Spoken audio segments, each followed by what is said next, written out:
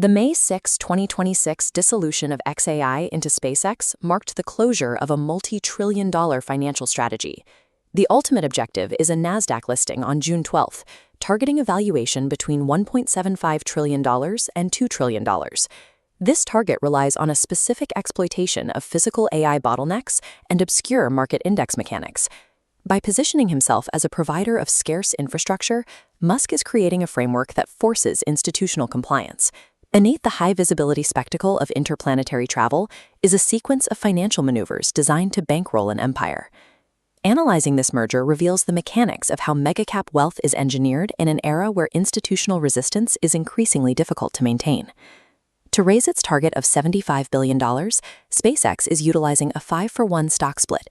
This reduces the price of individual shares, creating a point of entry that leverages retail buying pressure to drive volume on the opening day of trading. This financial engineering follows a shift in the company's internal AI strategy. Records indicate that xAI's flagship model, Grok, was struggling with a hardware utilization rate of just 11%. This contract generates significant immediate revenue from assets that were previously underutilized, allowing the company to enter its public offering as an established infrastructure provider rather than a speculative startup.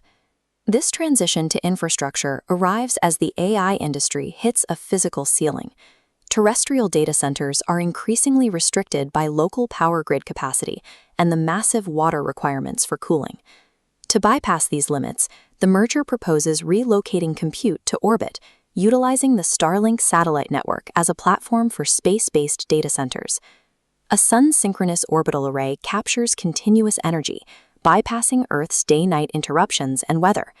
Radiative cooling in space replaces terrestrial water demands, lowering costs. Furthermore, placing data centers in orbit creates a physical buffer from grid regulations. This establishes sovereign compute outside any nation's restrictions. By detaching the intelligence layer from the terrestrial grid, SpaceX is attempting to build a system where the physical location of the hardware determines its regulatory environment. The rapid shift toward this infrastructure goal created extreme internal friction. In early 2026, researchers at xAI were reportedly mandated to hold meetings 7 days a week to meet Musk's deadlines. The result was an exodus of talent. More than 50 researchers and several co-founders left the company in a single month, with many citing the decline in organizational stability following the merger. Outside the company, institutional investors are mounting a formal challenge. A coalition representing over $1 trillion in assets, led by CalPERS and the New York City and state comptrollers, has issued a warning regarding the company's proposed governance. Their concerns focus on the concentration of power. The proposed charter includes perpetual 10-to-1 supervoting shares for insiders and a provision that requires the CEO's own consent before he can be removed from his position. Further hurdles are found in the company's reincorporation in Texas. Under new laws, shareholders must hold 3% of outstanding stock to maintain a derivative action. At a $2 trillion valuation, a shareholder would need to hold $60 billion in stock just to file a lawsuit against the board. To these funds, SpaceX AI is a controlled company designed to take their capital while removing the legal mechanisms used for board oversight. Despite protests from the managers of $1 trillion in assets, the sheer scale of the company makes their opposition a mathematical secondary thought.